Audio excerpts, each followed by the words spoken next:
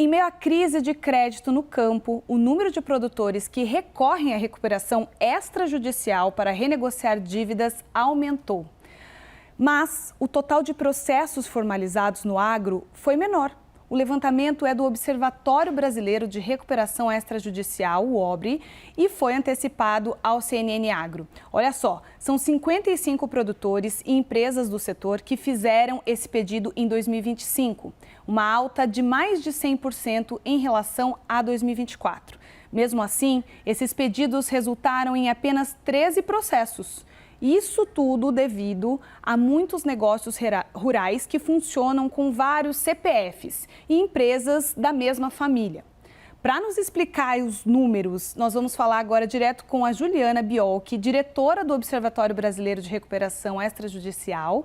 Boa tarde, bem-vinda, Juliana. E eu já quero começar nosso papo perguntando se a concentração de crédito em poucos credores, ela representa essa equação do jeito que a gente citou aqui, e se o número de processos menor, né, com mais registros de recuperação extrajudicial, é um bom sinal. Boa tarde. Boa tarde, Dadora. Boa tarde a todos. É muito importante estarmos aqui, né, lançando luz sobre o tema da recuperação extrajudicial aplicada ao agronegócio, né? Eu acho que essa primeira pergunta é uma pergunta muito importante, porque o agronegócio, por uma questão de estrutura mesmo de mercado, ele hoje se concentra em poucos atores que fornecem crédito, né? Então, o produtor, quando ele vai financiar a sua atividade, aqui a gente está falando muito mais de produtor rural do que das outras atividades que orbitam em torno, né, da atividade agrícola direta. Quando ele vai pedir o crédito, ele tem poucas alternativas.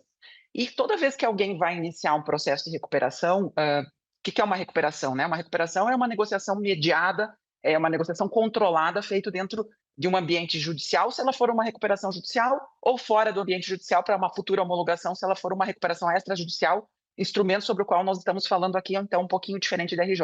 Mas toda vez que a gente entra com uma recuperação, você precisa ter um plano de saída, você tem que entrar para sair e precisa ter uma vida após esse pedido.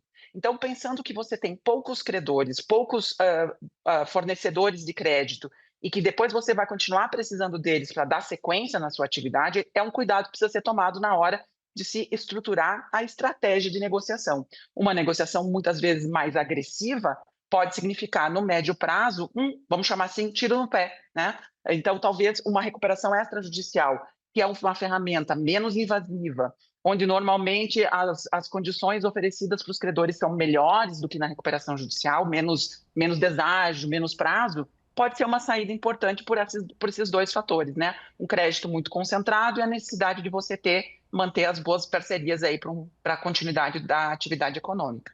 E a sua questão sobre menos processos, né? O que a gente tem aqui? Eu acho que é um tema super importante também, que dialoga um pouco com o primeiro. O agronegócio, ele tem as características e as peculiaridades dele, né, em relação às atividades industriais ou de serviços, por exemplo. E é uma característica do agronegócio que o negócio seja familiar e desenvolvido por várias pessoas da mesma família, né? Quando a gente vê alguns números de casos de recuperação judicial ou extrajudicial, a gente precisa tomar um cuidado, porque uma coisa é o caso, uma coisa é o negócio em crise, que pode estar sendo explorado por várias pessoas ao mesmo tempo. Então, a gente não pode confundir essas estatísticas que medem a quantidade de pessoas pedindo, de requerentes, como a gente chama, ou de CNPJs, né, com a quantidade de processos judiciais. Porque o processo judicial, sim, ele mede o negócio em crise. Então, há uma fazenda tocada por uma família específica, né, que ela é desenvolvida por pai, mãe e filhos, por exemplo. É um negócio só. Então, quando a gente olha para negócios, em termos de recuperação extrajudicial, nós tivemos 13 registros no ano passado, como você trouxe, né? 13 processos, com 55 requerentes. Foram 55 produtores que, muito provavelmente, em todos os casos, trabalhavam na forma orquestrada, né? Uma família ou um grupo de pessoas que tinham uma parceria agrícola, que inclusive é um contrato, né, típico aí do agronegócio, e, portanto, né, nós não temos um aumento da quantidade de negócios em crise tão significativo, senão de pessoas, né, um número maior de pessoas. Acho que isso é um cuidado muito importante, porque isso passa, às vezes, batido quando a gente lê a manchete, né, e só olha para o número de CNPJs, ou aqui a gente usa um pouco essa expressão, número de cabeças, que não reflete a realidade. Maravilha. Muito obrigada pela participação, Juliane, e pela explicação Imagina. do que significa esses números e que dá para pensar num cenário ainda melhor. A gente conversa numa outra oportunidade de novo. Obrigada, sempre à disposição. Até lá, muito obrigada.